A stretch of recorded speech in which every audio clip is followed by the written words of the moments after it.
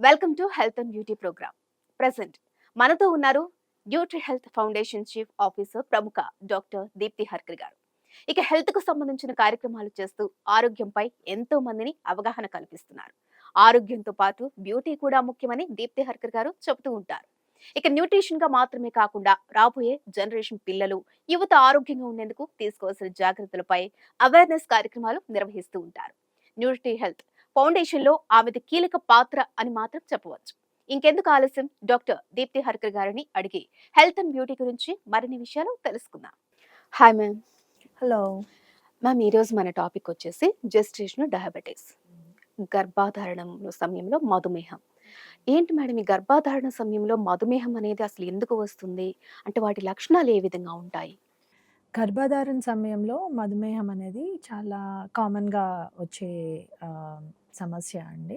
So, అది ఏమవుతుందంటే కొంతమందిలో గర్భధారణ సమయంలో ప్రెగ్నెన్సీ హార్మోన్స్ ఏవైతే ఉంటాయో అవి ఇన్సులిన్‌ని ఇంపాక్ట్ చేస్తాయన్నమాట. దాంతోటి బాడీలో ఈ షుగర్ ఏదైతే కన్వర్ట్ అయ్యి మన కణాల్లోకెళ్ళాలో ఆ ప్రక్రియ సరిగ్గా జరగదు. దాంతోటి మన షుగర్ లెవెల్స్ పెరిగిపోతాయి.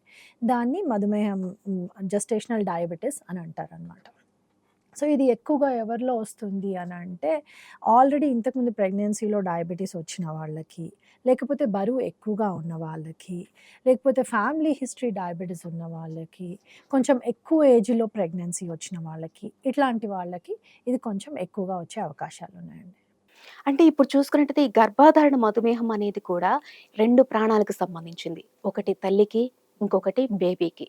ఎవరికి హాని ఎక్కువగా కలిగించే అవకాశం ఉంటుంది? సో, ఇప్పుడేమవుతుందంటే అండి, ఈ మధుమేహం ప్రెగ్నెన్సీ టైమ్‌లో వచ్చినప్పుడు బేబీకి, మదర్‌కి ఇద్దరికీ ఈక్వల్‌గా రిస్క్ ఉంటుంది. కానీ అది రిస్క్ దేని మీద డిపెండ్ అయి ఉంటుంది అనంటే, మదర్ డయాబెటిస్‌ని ఎట్లా మేనేజ్ చేస్తుంది అనే దాని మీద డిపెండ్ అయి ఉంటుందండి. సో, ఆ డయాబెటిస్ మేనేజ్‌మెంట్ గనక సరిగ్గా జరగకపోతే బేబీ ఎక్కువ వెయిట్ పెరిగిపోయి హెవీగా పుట్టేయడము, లేకపోతే చాలా తక్కువ వెయిట్‌గా ప్రీటర్మ్ బేబీస్ అంటారు కదా! ప్రీటర్మ్ బేబీస్‌లాగా పుట్టడము అట్లా జరుగుతుంది. ద సేమ్ టైమ్ తల్లి ఆరోగ్యం పైన కూడా ఇంపాక్ట్ ఉంటుంది. కాకపోతే బిడ్డ ఆరోగ్యం కొంచెం ఎక్కువ ఇంపార్టెంట్ కాబట్టి బేబీ చిన్నగా ఉంటుంది. అండ్ ఇమ్యూన్ సిస్టమ్ ఇంకా డెవలప్ అయ్యి ఉండదు కాబట్టి మనము బేబీ హెల్త్‌కి ఎక్కువగా ఇంపార్టెన్స్ ఇస్తాం. కాకపోతే తల్లి ఆరోగ్యం కూడా అంతే ఇంపార్టెంట్. అండ్ నేను చెప్పినట్టు అదేదైతే డయాబెటిస్ మేనేజ్‌మెంట్ చేయడం దాన్ని బట్టి ఉంటుందనమాట. ఎవరికి ఎక్కువ హాని అనేది. అంటే ఈ గర్భిణీ మహిళ ఇప్పుడు రోటీస్ కానీ, లేదంటే అన్నం కానీ హ్మ్. దేనికి ఎక్కువ ప్రిఫరెన్స్ ఇవ్వాలంటారు? సో, ఈ గర్భధారణ సమయంలో డయాబెటిస్ వచ్చినప్పుడు ఎట్లాంటి రూల్స్ డయట్‌కి సంబంధించి పాటించాలో, మామూలుగా రెగ్యులర్‌గా డయాబెటిస్ వచ్చినప్పుడు పాటించాల్సిన రూల్స్ కూడా సేమ్ అండి. డయట్ ఏదైతే ఉంటుందో అది రెస్ట్రిక్షన్స్ అనేది అవి సేమ్‌గానే ఉంటాయి. ఏమీ వేరే ఉండవనమాట. ఎందుకంటే బేసిక్‌గా మన బాడీలో జరిగే ప్రక్రియ సేమ్. కాకపోతే ఇక్కడ ఏమవుతుందంటే బిడ్డ ఆరోగ్యం గురించి కూడా మనం చూడాల్సొస్తుంది. సో, రోటీస్, రైస్ అన్నీ తినొచ్చు. అన్ని ఆహారాలు నార్మల్‌గా తినేట్టే తినొచ్చు. కాకపోతే ఏంటంటే, మనం రైస్, రోటీ తిన్నప్పుడు వాటితో పాటు ఎక్కువగా ఫైబర్ ఉండేట్టు చూసుకోవాలండి డయట్‌లో. ఫైబర్ అనేది చాలా చాలా ఇంపార్టెంట్ అనమాట. ఎందుకు అంటే, ఇప్పుడు మనం ఏ కార్బోహైడ్రేట్ తిన్నా గానీ ఏమవుతుందంటే బాడీలో అది షుగర్‌గా కన్వర్ట్ అవుతుంది. ఏదైనా తినండి మీరు, రైస్ తినండి, రోటీ తినండి, ఫ్రూట్స్ తినండి, ఏది తిన్నా కూడా బ్రెడ్ తినండి. అది బాడీలోకెళ్ళిన తర్వాత అది ఒక రకమైన షుగర్‌లాగా కన్వర్ట్ అవుతుంది. దాన్ని ఇన్సులిన్ సహాయంతో మన కణాల్లోకెళ్తుందనమాట. సో దట్ ఆ కణాల్లోంచి శక్తి మనం వేరే యాక్టివిటీస్‌కి బాడీలో యూజ్ చేసుకోవడానికి. సో, ఇన్సులిన్ సరిగ్గా లేనందువల్ల ఏమవుతుందంటే, ఈ కన్వర్షన్ ఏదైతే ఉందో షుగర్‌లో నుంచి మన కణాల్లోకెళ్ళి శక్తినిచ్చే ప్రాసెస్ అది స్లో డౌన్ అయిపోతుంది. దాంతోటి షుగర్ ఎక్కువగా పెరిగిపోతుంది. సో, మన గోల్ ఏముండాలి అనంటే, ఈ షుగర్‌లోకి ఏదైతే కన్వర్ట్ అవుతుందో, మనం తిన్న ఆహారం ఎట్లా అయితే షుగర్‌లా కన్వర్ట్ అయ్యి బ్లడ్‌లోకెళ్ళిపోతుందో, ఆ ప్రాసెస్‌ని మనం కొంచెం స్లో చేయాలి.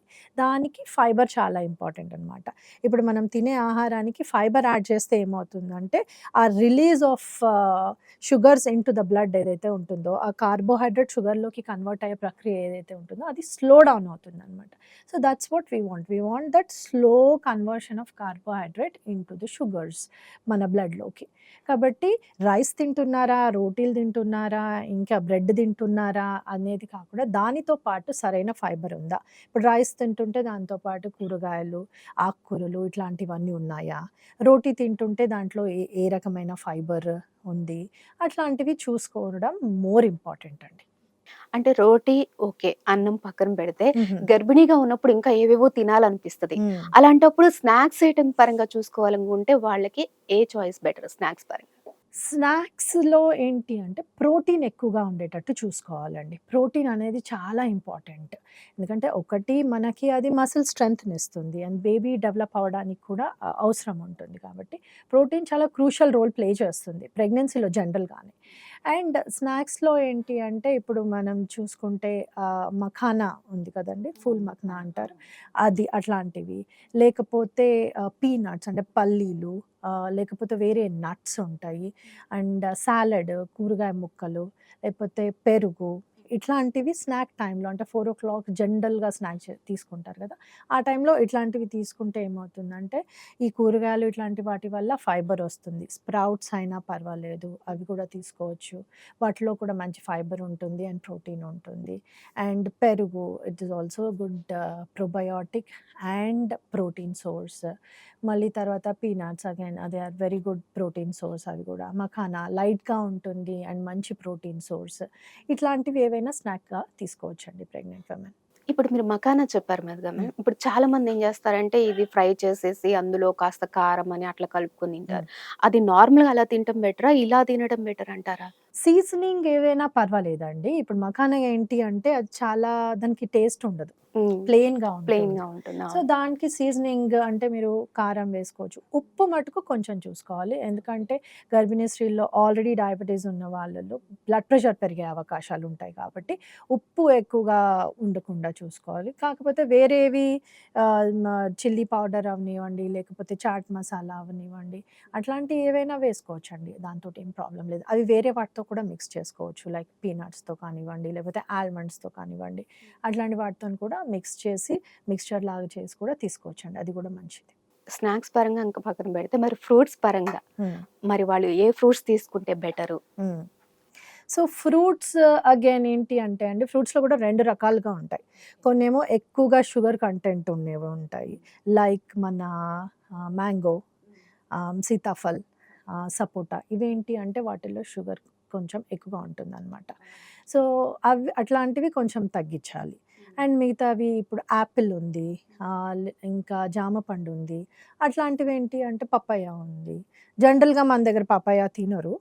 ప్రెగ్నెన్సీ టైమ్‌లో. ప్రెగ్నెన్సీలో తినరు. హ్మ్. బట్ ఈ యాపిల్ అయినా అవ్వనివ్వండి, లేకపోతే జామ పండైనా అవ్వనివ్వండి, మిగతా వేరే సీజనల్ ఫ్రూట్స్ కూడా తీసుకుంటే అవి తీసుకోవచ్చండి. కాకపోతే నేనేం రికమెండ్ చేస్తానంటే అది మిక్స్డ్ ఫ్రూట్ లాగా తీసుకోవడం బెటర్ అండి. ఒక గోవాని, ఒక యాపిల్ అట్లా కాకుండా మిక్స్డ్ ఫ్రూట్ లాగా తీసుకుంటే ఏమవుతుందంటే అన్నింటి బెనిఫిట్ కలిపొస్తుందనమాట. నేను ముందు చెప్పినట్టు ఈ మ్యాంగో, సపోటా, సీతాఫల్ ఇట్లాంటివి కొంచెం తగ్గించాలి. ఇవి ఎట్లాగో సీజనల్ ఫ్రూట్సే మనకి సంవత్సరం అంతా దొరకవు కాబట్టి వాటితో పెద్ద ప్రాబ్లమ్ లేదు. ఎప్పుడైనా చిన్న ముక్క తీసుకుంటే ఏం పర్వాలేదు. ఏమీ అవ్వదు. కాకపోతే అది ప్రతిరోజు మనం తినే ఫ్రూట్ అన్నం తర్వాత ఒక మామిడి పండు తినడం, ఆర్ అన్నం తర్వాత ఒక సీతాఫల్ తినడం అట్లాంటివి చేస్తేనే షుగర్ కంటెంట్ కొంచెం పెరిగిపోతుంటుందనమాట. కాబట్టి అది అవాయిడ్ చేసి మిక్స్డ్ ఫ్రూట్ బౌల్‌లా చేసుకొని తినడం is always a good option అండి.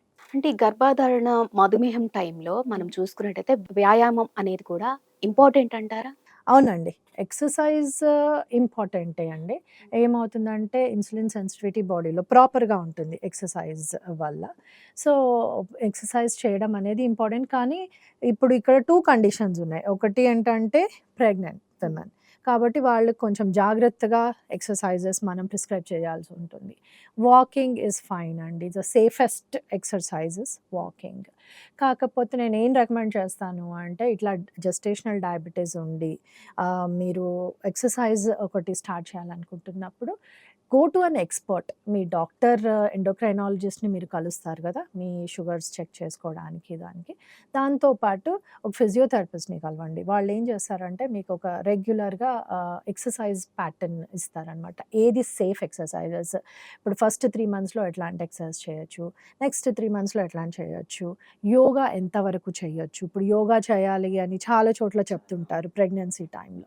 సో, ఎంతవరకు ఆ యోగా చేయొచ్చు? ఎంత స్ట్రేనియస్‌గా చేయొచ్చు? అనేది కూడా వాళ్ళు మీకు రికమెండ్ చేస్తారు. అంటే ఎన్ని మంత్స్ వరకు గూడా చెయ్యాలి అని చెప్పేసి అది కూడా కూడా వాళ్ళు ఉంటుందా మేడం? చెప్తారండి. Okay. But throughout the pregnancy exercise చేయొచ్చు. లాస్ట్ డే మీ బేబీ పుట్టే ఒక ముందు 1 డే ముందు రోజు వరకు కూడా మీరు యాక్టివ్‌గా ఉంటే మీరు ఎక్సర్సైజ్ మీది కంటిన్యూ చేయొచ్చు.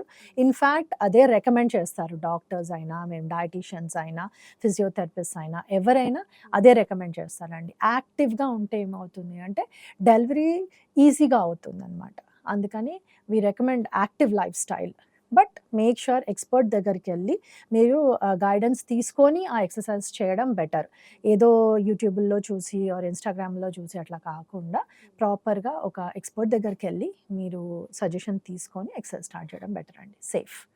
మేడం ఇప్పుడు చూసుకున్నట్లయితే ఈ మధుమేహం కలిగిన ఈ గర్భిణీ స్త్రీలు అంటే డాక్టర్‌ని సంప్రదించాలా? లేదంటే డైటీషియన్ సంప్రదించాలా? అనే ఒక ఆలోచనలో అయితే ఉంటుంది. హ్మ్. సో, వాళ్ళ ఇద్దరిని ఎవరు బెస్ట్ సంప్రదించడం? ఓకే. సో, మధుమేహం వచ్చింది అంటే డయాబెటిస్ డయాగ్నోస్ అయ్యింది ప్రెగ్నెన్సీలో అనంగానే ఫస్ట్ డాక్టర్ దగ్గరికెళ్ళాలండి. ఎళ్లి టెస్ట్ చేయించుకొని కొన్ని టెస్ట్‌లు చేస్తారు వాళ్ళు. గ్లూకోజ్ టాలరెన్స్ టెస్ట్ అని అవి కొన్ని ఉంటాయి. ఆ టెస్ట్‌లు చేసి వాళ్ళు నిర్ధారిస్తారనమాట. ఓకే. డయాబెటిస్ ఉంది. ఇంత రేంజ్‌లో ఉంది. ఇంత ఇన్సులిన్ ఇవ్వాలి అని వాళ్ళు నిర్ధారిస్తారు. సో, ఎండోక్రైనాలజిస్ట్ దగ్గరికెళ్ళడం వెరీ ఇంపార్టెంట్ అండి. దాంతో పాటు డైటీషియన్ దగ్గరికి కూడా ఎళ్ళాలి. ఎందుకంటే ఈ హోల్ ప్రాసెస్ ఆఫ్ ప్రెగ్నెన్సీలో డయట్ అనేది చాలా కీలకమైన పాత్ర పోషిస్తుంది. ఒకటి డయాబెటిస్‌కి డయట్ కంట్రోల్ చాలా ఇంపార్టెంట్. ఎందుకంటే ఆ షుగర్ ఎట్లా కన్వర్ట్ అవుతుంది, కార్బోహైడ్రేట్స్ ఏవి కన్వర్ట్ అవుతున్నాయి అనేది చాలా ఇంపార్టెంట్. అట్లానే వెయిట్ పెరగకుండా ఉండాలి. అట్ ద సేమ్ టైమ్ బేబీకి ఇనఫ్ న్యూట్రిషన్ వస్తుందా లేదా అనేది కూడా చాలా ఇంపార్టెంట్. బికాజ్ అల్టిమేట్‌గా baby growth is very, very important కాబట్టి ఈ అన్ని ఫ్యాక్టర్స్ కన్సిడర్ చేసి ఒక డయట్ కావాలి అంటే గో టు అన్ ఎక్స్‌పర్ట్ డయటీషియన్ దగ్గరికి. ఒక క్వాలిఫైడ్ డయటీషియన్ ఎవరైతే బోర్డ్ పెట్టేసుకొని మేము డయట్ ఇస్తాం అట్లా కాకుండా మీ లోకల్ హాస్పిటల్స్‌లో చూడండి క్వాలిఫైడ్ డయటీషియన్ ఎవరున్నారు అని కనుక్కొని ఆ క్వాలిఫైడ్ డయటీషియన్ దగ్గరికెళ్తే ఏంటి అంటే వాళ్ళు ట్రైన్డ్ ఉంటారనమాట. ఎవరికి ఎట్లాంటి ఫుడ్ ఇవ్వాలి, ఈ స్టేజ్‌లో ఉన్న వాళ్ళకి ఏ ఫుడ్స్ అయితే కరెక్ట్‌గా ఉంటాయి అనేది వాళ్ళకి ఒక అండర్‌స్టాండింగ్ ఉంటుంది. కాబట్టి మీరు డైటీషియన్ దగ్గరికెళ్తే వాళ్ళు మీతో కూర్చొని మీ షుగర్ లెవెల్స్ ఎట్లా ఉన్నాయి? మీరు ఎంత ఇన్సులిన్ తీసుకుంటున్నారు? వేరే ఏమేం మెడిసిన్స్ తీసుకుంటున్నారు? వాటిని బట్టి మీకొక డయట్ ప్రిపేర్ చేసిస్తారు. ఎప్పుడు తినాలి? ఎంత తినాలి? ఏమేం తినాలి? అనేది అంతా మీకు లిస్ట్ చేసి ఒక డయట్ ప్లాన్ చేసిస్తారు. కాబట్టి డైటీషియన్ దగ్గరికెళ్ళడం కూడా ఇంపార్టెంట్ అండి. అలాగే ఇందాక మనం ఎక్సర్సైజ్ గురించి మాట్లాడుకున్నాం గదా! అట్లానే physiotherapist also plays a important role అండి. So, this is a team work. Your endocrinologist, మీ డయటీషియన్, మీ ఫిజియోథెరపిస్ట్. ఈ ముగ్గురు ఒక టీమ్ లాగా మీరు పెట్టుకొని వాళ్ళని రెగ్యులర్‌గా కన్సల్ట్ చేసుకుంటూ వాళ్ళిచ్చే సూచనలు పాటిస్తే it is very easy to manage diabetes during pregnancy. Madam మళ్ళీ ఇప్పుడు మనం ఒక అగైన్ ఫుడ్ విషయానికొస్తే, ఈ గర్భిణీ స్త్రీలు ఈ మధుమేహం కలిగిన గర్భిణీ స్త్రీలు మాత్రమే అవాయిడ్ చేయాల్సిన ఫుడ్ అంటే చెప్పాలంటే ఏం అవాయిడ్ చేయాలి? సో, బేసిక్‌గా అవాయిడ్ చేసేవి ఏంటంటే, ఎక్కువగా fatty foods, processed foods, fried foods, refined foods ఇట్లాంటివి ఉంటాయి కదా! ఏవైతే చిప్స్, బిస్కెట్స్, చాక్లెట్స్ ఇట్లాంటివి జంక్ ఫుడ్ ఇట్లాంటివి అవాయిడ్ చేయమని చెప్తామండి. ఒకటి అవి ఈజీగా షుగర్స్‌లోకి కన్వర్ట్ అయిపోయి షుగర్స్‌ని పెంచేస్తాయి. అండ్ ఆల్సో ఆ ఫ్యాట్ కంటెంట్ ఈస్ ఆల్సో అది it's not good for the body కాబట్టి ఎందుకంటే వి డోంట్ వాంట్ మళ్ళీ వేరే కండిషన్స్‌కి ఇంపాక్ట్ అయ్యి ఎందుకంటే డయాబెటిస్ నుంచి హార్ట్ కండిషన్‌కెళ్ళడం అట్లాంటివి అవన్నీ అవాయిడ్ చేయడానికి జనరల్‌గా మేమేం రికమెండ్ చేస్తామంటే high fatty foods, processed high sugar foods avoid చేయమని చెప్తామండి. అంటే మరి భోజనం పరంగా వస్తే మేడం? భోజనం పరంగా వస్తే ఏంటి అంటే, జనరల్‌గా మన ఫ్యామిలీలో అందరూ ఏం తింటున్నారో అదే తినడం బెటర్ అండి. వాళ్ళ కోసం స్పెషల్‌గా చేయడము, స్పెషల్ ఫుడ్‌లు వండడము అట్లాంటివి చేయాల్సిన అవసరం లేదు. రెగ్యులర్‌గా తినేవే అందరు తినేవే తినొచ్చు. కాకపోతే వాళ్ళేంటి అంటే టైమింగ్ వెరీ ఇంపార్టెంట్. ఏ టైంకి తింటున్నారనేది చాలా ఇంపార్టెంట్. పొద్దున ఎప్పుడు తింటున్నారు? మధ్యాహ్నం ఎప్పుడు తింటున్నారు? మళ్ళీ స్నాక్ టైమ్‌లో ఏం తింటున్నారు? డిన్నర్ ఏం తింటున్నారు? ఈ 4 మీల్స్ ఏవైతే ఉన్నాయో అవి ఎక్స్‌ట్రీమ్‌లీ ఇంపార్టెంట్ మీల్ టైమింగ్స్ అనేది. అండ్ ఆల్సో ఆ డయట్‌లో ఫైబర్ ఉందా? ప్రోటీన్ ఎంతుంది? అవి కూడా చాలా ఇంపార్టెంట్. సో, మీకిప్పుడు ఒక ఎస్టిమేషన్ లాగా ఇవ్వాలి అంటే, ఒక ప్లేట్ తీసుకుంటే దాంట్లో half of your plate has to be your vegetables. Me fibre ఉండాలి అన్నమాట. 1/4 ఏముండాలి అంటే మీ ప్రోటీన్ ఉండాలి. ప్రోటీన్ ఈజ్ లైక్ మీ పప్పు అవ్వనివ్వండి, బీన్స్ అవ్వనివ్వండి, మీరు వేరే ఫార్మ్స్ ఆఫ్ ప్రోటీన్ తీసుకుంటే అవి అవ్వనివ్వండి. అది ఒక 1/4 ఆఫ్ యువర్ ప్లేట్ ఉండాలి. ఇంకో 1/4లో మీ కార్బోహైడ్రేట్, మీ రైస్ ఆర్ మీ కీన్వానా, మీ మిల్లెట్సా, మీ రోటియా ఏం తింటున్నారో అది 1/4 ఉండాలి. సో, బేసిక్‌గా ఫైబర్ ఎక్కువుండాలి. తర్వాత ప్రోటీన్ ఉండాలి. తర్వాత కార్బోహైడ్రేట్ ఉండాలి. అట్లా మీ ప్రతి ప్లేట్‌ని మీరు డిజైన్ చేసుకోవాలి. ఆ ఆప్షన్స్ ఏవైతే ఉన్నాయో మారొచ్చు. It doesn't have to be రోజు ఇదేలాగా ఉండాలి. రోజు అన్నమే తినాలి ఆర్ రోజు రోటీయే తినాలి అట్లేం లేదు. ఏదైతే ఫ్యామిలీ మీల్ ఉందో దాన్ని బట్టి మనం చేంజ్ చేసుకోవచ్చండి.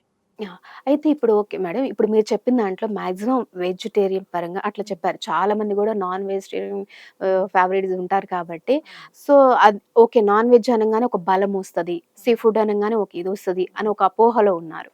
ఈ మధుమేహం టైంలో ఆ నాన్ వెజ్ తీసుకోవడం ఎంతవరకు సేఫ్ అంటారు? సో, నాన్ వెజ్ తీసుకోవడమా, వెజ్ తీసుకోవడమా అనేది ప్రాబ్లమ్ కాదండి. The quality of protein is very important. Protein అనేది క్రూషియల్ రోల్ ప్లే చేస్తుంది. లైక్ నేను ఇందాక చెప్పినట్టు అది మసిల్ మాస్ డెవలప్‌మెంట్‌కి, బేబీ గ్రోత్‌కి ఎక్స్‌ట్రీమ్‌లీ ఇంపార్టెంట్. ఆ క్వాలిటీ ఆఫ్ ప్రోటీన్ అనేది ఇంపార్టెంట్ అండి. ఈ నాన్ వెజ్ తిన్న వాళ్ళకి ఎక్కువ బలం వస్తది, వెజిటేరియన్ సోర్స్ తీసుకున్న వాళ్ళకి తక్కువ బలం వస్తది అనేది ఏం లేదు. ఆ క్వాలిటీ ఆఫ్ ప్రోటీన్ ఇప్పుడు వెజిటేరియన్‌లో కూడా మీకు పన్నీర్ ఉంది, టోఫు ఉంది, చాలా రకాల బీన్స్ ఉన్నాయి, మళ్ళీ పప్పులున్నాయి, మిల్క్ అండ్ మిల్క్ ప్రొడక్ట్స్ ఉన్నాయి, పెరుగు, పాలు ఇట్లాంటివన్నీ ఉన్నాయి. ఇవన్నీ are very good sources of protein. ఇది తింటే ఏదో తక్కువ బలం వచ్చేస్తది, అవి తింటే ఏదో ఎక్కువ బలం వచ్చేస్తది అట్లా ఏమీ లేదండి. Any form of protein that you are eating మీరు you have to make sure that 1/4 మీ ప్లేట్‌లో 1/4 ప్రోటీన్ ఉందా లేదా అనేది చూసుకోవాలండి. ఇప్పుడు సాంబార్ అనుకోండి, ఇప్పుడు వెజిటేరియన్స్‌కి ఎక్కువగా ప్రాబ్లమ్ ఎక్కడ వస్తది అనంటే సాంబార్‌లో పల్చటి సాంబార్ వస్తది. దాంతోనేమవుతుందంటే పప్పు దాంట్లో ఎక్కువగా ఉండకపోవడం వల్ల ప్రోటీన్ అమౌంట్ తక్కువైపోతది.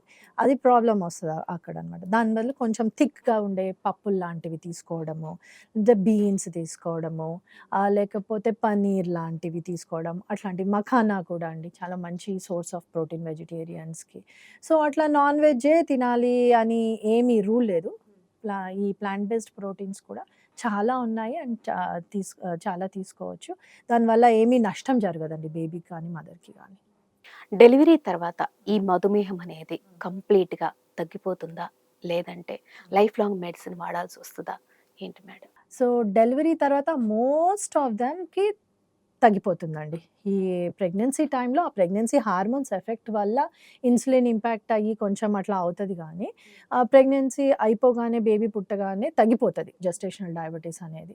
కాకపోతే కొన్ని రేర్ కండిషన్స్‌లలో ఏమవుతదంటే అది కంటిన్యూ అవుతదనమాట. అగైన్ దానికి ఏంటి అంటే రకరకాల రీజన్స్ ఉంటాయి. ఫ్యామిలీ హిస్టరీ అవ్వనివ్వండి, వేరే కండిషన్స్ బాడీలో ఏమున్నాయి అనే దాన్ని బట్టి కూడా ఉంటుందండి. కానీ చాలా తక్కువ కేసెస్‌లో అట్లా కంటిన్యూ అయ్యే అవకాశం ఉంది. మోస్ట్ ఆఫ్ దెమ్ నార్మల్‌గా అది పోతుందండి. పోయినా గూడా మళ్ళీ రివర్స్ అయ్యే ఛాన్సెస్ ఉన్నాయా మేడం మరి?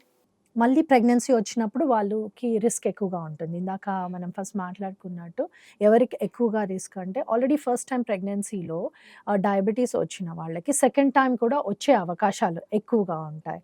అండ్ ఏజ్ ఎక్కువ ఏజ్‌లో ప్రెగ్నెన్సీ వచ్చే వాళ్ళకి కూడా ఇది ఎక్కువ వచ్చే అవకాశాలున్నాయండి. అంటే ఒకసారి ప్రెగ్నెన్సీలో వచ్చిన మధుమేహం ఏదైతే ఉందో, మళ్ళీ అది ప్రెగ్నెన్సీలోనే వస్తదా? ఇన్ బిట్వీన్ ఈ మధ్యలో ఏమైనా వచ్చే ఛాన్సెస్ ఉంటాయా? సో, లేదంటే మధ్యలో వచ్చే ఛాన్సెస్ ఉంటాయి.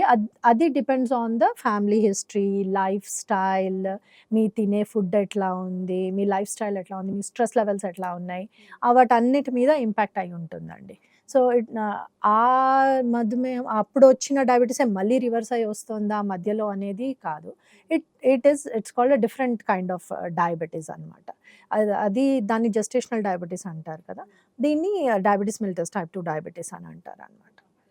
ఈ మధుమేహం అని డాక్టర్స్ వన్స్ చెప్పగానే కుటుంబ సభ్యులు పానిక్ అవుతూ ఉంటారు. అయ్యో! అని చెప్పేసని. మరి వాళ్ళ సపోర్టు ఆ గర్భిణీ మహిళకి ఏ విధంగా ఉండాలి? ఎలాంటి సపోర్ట్ దక్కాలి? ఫ్యామిలీ మెంబర్స్ రోల్ చాలా క్రూషియల్ అండి. ఎందుకంటే ప్రెగ్నెంట్ ఉన్నప్పుడు ఎస్పెషల్లీ మన ఇండియన్ సొసైటీలో ఏంటంటే ప్రతి ఒక్కళ్ళు సలహాలు ఇస్తుంటారు. ఇది తినండి, అది తినకండి, ఇట్లా ఉండండి, అట్లా చేయండి. చాలామంది సలహాలు ఇస్తూ ఉంటారు. ఎందుకంటే family is a very crucial part మన కల్చర్‌లో. అందరూ మనకి మంచిగా ఉండాలనే చెప్తుంటారు. కాకపోతే ఏమవుతుందంటే కొన్నిసార్లు ఇట్లా అవేర్‌నెస్ లేకపోవడం వల్ల కొన్ని వాళ్ళు చెప్పేవి మనకి యూజ్ అవ్వకపోవచ్చు. So, important especially immediate family members like husband, mother in law, father in law, parents, brothers and sisters ఇట్లాంటి ఇంపార్టెంట్ ఇమ్మీడియేట్ ఫ్యామిలీ మెంబర్స్‌కి ఎడ్యుకేషన్ అనేది చాలా ఇంపార్టెంట్ అండి. ఏంటి? What is gestational diabetes? ఇది ఎందుకొచ్చింది? ఇది లైఫ్ లాంగ్ ఉంటదా? మనం ఇందాక ఆహ్, మాట్లాడిన క్వెషన్స్ అన్నీ ఏంటంటే ఆ ఇన్ఫర్మేషన్ వాళ్ళకి కూడా ఇంపార్టెంట్. ఇప్పుడు చాలా హాస్పిటల్స్‌లో ఈ ప్రెగ్నెన్సీ దాంట్లో ఏం చేస్తున్నారంటే వాళ్ళు ఫ్యామిలీ సపోర్ట్ సిస్టమ్ అని పెట్టి వాళ్ళు కూడా క్లాసెస్ కండక్ట్ చేస్తున్నారు. వాళ్ళని కూడా ఎడ్యుకేట్ చేసి అవేర్‌నెస్ క్రియేట్ చేస్తున్నారనమాట. So, it is very crucial to educate family members. So, వాళ్ళకి ప్రాపర్‌గా గైడెన్స్ ఉంటే వాళ్ళు they can help the pregnant in the home to have a proper diet and life during pregnancy can be easy అనమాట. Madam ఇప్పుడు చూసుకున్నట్లయితే millets. అసలు ఈ millets తినొచ్చా? తింటే ఎలాంటి లాభాలుంటాయి? ఎంత మోతాదులో తినాలి అనేది?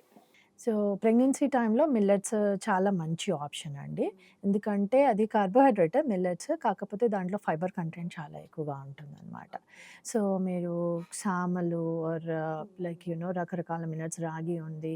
అండ్ తర్వాత కీన్వా ఉంది. ఇలాంటివన్నీ వాటిలలో ఫైబర్ కంటెంట్ ఎక్కువగా ఉంటుంది. రాగిలో ఎస్పెషల్లీ ఐరన్ కూడా ఉంటుంది. ప్రెగ్నెంట్ విమెన్‌కి ఐరన్ కూడా ఇంపార్టెంట్ కాబట్టి ఇట్లాంటి మిల్లెట్స్ ఇంక్లూడ్ చేయడం వల్ల ఏమవుతుంది అనంటే వాళ్ళకి మనం ఇందాక చెప్పుకున్నట్టు మనం తీసుకునే కార్బోహైడ్రేట్ స్లో రిలీజింగ్ ఉండాలి కాబట్టి, ఆ మిల్లెట్స్ అనేవి పర్ఫెక్ట్‌గా ఆ కేటగిరీలో ఉంటాయన్నమాట. సో, దాంతోని రకరకాలుగా మనము మోడిఫై చేసుకోవచ్చండి. వెజిటబుల్స్ అవన్నీ వేసి ఉప్మాలాగా ఆర్ ఇప్పుడు రకరకాల బయట మార్కెట్‌లో కూడా మీకు మిల్లెట్ రవ్వ అని దొరుకుతుంది. మిల్లెట్ రైస్ అని దొరుకుతుంది. పిండి దొరుకుతుంది. సో, అన్నీ చాలా రకాలుగా దొరుకుతున్నాయి కాబట్టి మిల్లెట్స్ చాలా వర్సటైల్‌గా యూజ్ చేయొచ్చు వాటిని. సో, రైస్‌లాగా మిగతా దాల్, వెజిటబుల్స్‌తోని తినొచ్చు. లేకపోతే ఉప్మాలాగా తినొచ్చు.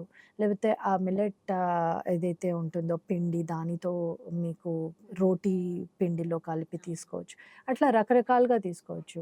దీనితోటి ఏంటి అంటే రైస్ మనం ఒక ఫుల్ కప్ తింటే ఏదైతే మనకి సాటిస్ఫాక్షన్ వస్తుందో, ఈ మిల్లెట్స్ హాఫ్ కప్ తింటే మీకు ఆ సాటిస్ఫాక్షన్ వస్తుంది.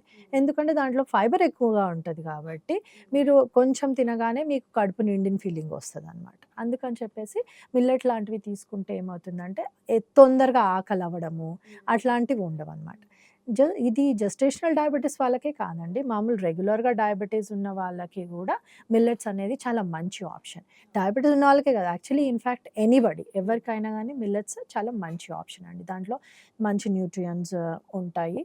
అండ్ ఫైబర్ గూడా ఉంటుంది. కాకపోతే వాటిని వండే విధానం అనేది చాలా ఎక్స్‌ట్రీమ్‌లీ ఇంపార్టెంట్ అనమాట. సో, అది తెలుసుకోకుండా జస్ట్ ప్లెయిన్ రైస్‌ని మిల్లెట్‌తోని రీప్లేస్ చేసేసి వంటలు చేసేసి దాన్ని బెనిఫిట్స్ సరిగ్గా రావన్నమాట. సో, ఏదైతే ప్రిపరేషన్ ప్రాసెస్ ఉంటుందో అది మిల్లెట్స్‌కి ఫాలో అవ్వడం ఎక్స్‌ట్రీమ్‌లీ ఇంపార్టెంట్ అండి. మేడం ఇప్పుడు చూసుకునంటే ప్రెగ్నెన్సీ కన్ఫర్మ్ అవ్వగానే ఇంక విటమిన్ టాబ్లెట్స్ ఇస్తూ ఉంటారు. అది కామన్ అనుకుందాం. కానీ ఈ మధుమేహం కలిగిన గర్భిణీలకు కూడా ఇప్పుడు విటమిన్ టాబ్లెట్స్ ఉంటాయి. ఇటు మధుమేహానికి సంబంధించిన టాబ్లెట్స్ ఉంటాయి. సో, ఈ విటమిన్ టాబ్లెట్స్ తీసుకోవడం ఇంపార్టెంటా? లేకపోతే తీసుకున్నా కూడా ఎంత వరకు తీసుకునే అవకాశం ఉండాలి? సో, ప్రెగ్నెన్సీ టైమ్‌లో స్పెషల్లీ మల్టీవైటమిన్ ఒకటి కంపల్సరీగా ఏసుకోమంటారు. దాన్ని ప్రీనేటల్ వైటమిన్స్ అంటారండి. సో, అవి ఇంపార్టెంట్ ఎవ్రీబడీ ప్రతి గర్భిణీ స్త్రీ తీసుకోవాలది. ఇంకొకటి ఐరన్ సప్లిమెంట్స్ ఇస్తారనమాట. సో, అది గూడా ఇంపార్టెంట్. అది కూడా తీసుకోవాలి. సో, ప్రెగ్నెన్సీ టైమ్‌లో జెస్టేషనల్ డయాబెటిస్ వచ్చినందువల్ల ఎక్స్‌ట్రా వైటమిన్స్ అట్లా ఏమీ అవసరం ఉండదు. వాళ్ళు రెగ్యులర్ ప్రీనేటల్ వైటమిన్స్ వాళ్ళ డాక్టర్ ప్రిస్క్రైబ్ చేసింది ఏదైతే ఉంటుందో అవి తీసుకుంటే సరిపోతుంది. వాళ్ళకి extra protein supplement, extra vitamin supplement అట్లాంటివి ఏమీ అవసరం ఉండవు జనరల్లీ.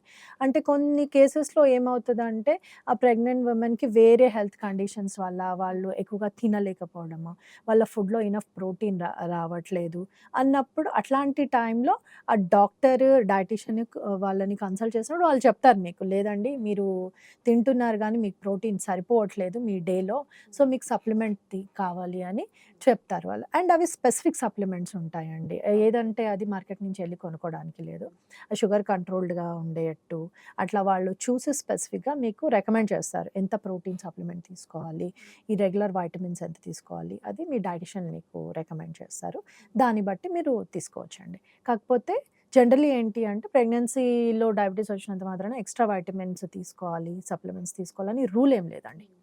అంటే ఆఫ్టర్ డెలివరీ ఇప్పుడు బేబీకేమన్నా టెస్ట్ చేస్తారా మేడం? ఇప్పుడు ఆల్రెడీ బిడ్డ కడుపులో ఉన్నప్పుడు ఈ మధుమేహం అనేది అటాక్ అయిన నేపథ్యంలో డెలివరీ అయిన తర్వాత బేబీ పరంగా ఏమైనా టెస్ట్‌లు చేయటం కానివ్వండి, లేకపోతే ఏదన్నా ఉంటుందా? బేబీకి కూడా టెస్ట్ చేస్తారు. షుగర్ టెస్ట్ పుట్టగానే బేబీకి టెస్ట్ చేస్తారు. మదర్‌కి టెస్ట్ చేస్తారు. రెగ్యులర్‌గా కొన్ని సీరీస్ ఆఫ్ టెస్ట్‌లుంటాయి. అవన్నీ అయిన తర్వాత దెన్ వాళ్ళు చెప్తారు. యూ నో మెడిసిన్ ఇంకా ఏమన్నా కావాలా? లేకపోతే is the baby good growth కరెక్ట్‌గానే ఉందా? అన్ని గ్రోత్ డెవలప్‌మెంటల్ పారామీటర్స్ అంటారనమాట. పుట్టగానే వాళ్ళకొక చెక్ లిస్ట్ ఉంటుంది. ఇది చేయాలి బేబీ అని చెప్పేసి.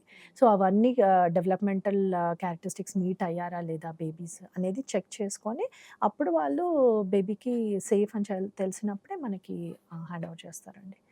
అయితే ఇక ఫైనల్లీ చూసుకున్నట్లయితే మన వ్యూవర్స్‌కి మీరిచ్చే సలహా ఫైనల్‌గా?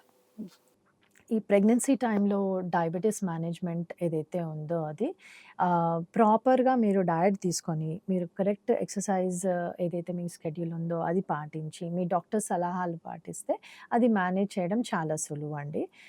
అట్లాగే మీరు మీ డాక్టర్‌ని, మీ డైటీషియన్‌ని, మీ ఫిజియోథెరపిస్ట్‌ని ఎవరైతే మీకు ఎక్సర్సైజ్ సజెస్ట్ చేస్తారో వాళ్ళని రెగ్యులర్‌గా కన్సల్ట్ చేయాలి. కన్సల్ట్ చేసి వాళ్ళ సలహాలు, సూచనలు పాటిస్తూ ఉంటే ఈ జెస్టేషనల్ డయాబెటిస్ మేనేజ్ చేయడం అనేది సులువండి. తల్లి ఆరోగ్యంగా ఉంటే బిడ్డ కూడా ఆరోగ్యంగా ఉంటుంది కాబట్టి డయాబెటిస్ మేనేజ్మెంట్ తల్లి డయట్ కరెక్ట్‌గా ఫాలో అయ్యి, అన్ని సలహాలు, సూచనలు పాటిస్తే డాక్టర్‌వి బిడ్డ కూడా ఆరోగ్యం సురక్షితంగా ఉంటుందండి. ఈ చిన్న చిన్న మార్పులు ఇంతసేపు మనం చర్చించుకున్నాం కదా! ఈ చిన్న చిన్న మార్పులు కనుక మనం డయట్‌లో చేయగలిగితే, ఎక్సర్సైజ్, లైఫ్ స్టైల్‌లో చేయగలిగితే దీన్ని పూర్తిగా నివారించే అవకాశం ఉందండి. Thank you ma'am. Thank you so much. Right, చూసారు గదా! డాక్టర్ దీప్తి హర్కర్ గారి మాటల్లో మధుమేహం కలిగిన గర్భిణీ స్త్రీలు తీసుకోవాల్సిన జాగ్రత్తలు, సలహాలు, సూచనలు విన్నారు కదా! తప్పకుండా పాటించండి. డాక్టర్‌ని సంప్రదించండి. ఆరోగ్యంగా ఉండండి. ఇది ఇవాల్టి హెల్త్ అండ్ బ్యూటీ కార్యక్రమం. మరో ఎపిసోడ్‌తో మళ్ళీ మీ ముందుకొస్తాను. Keep watching I news.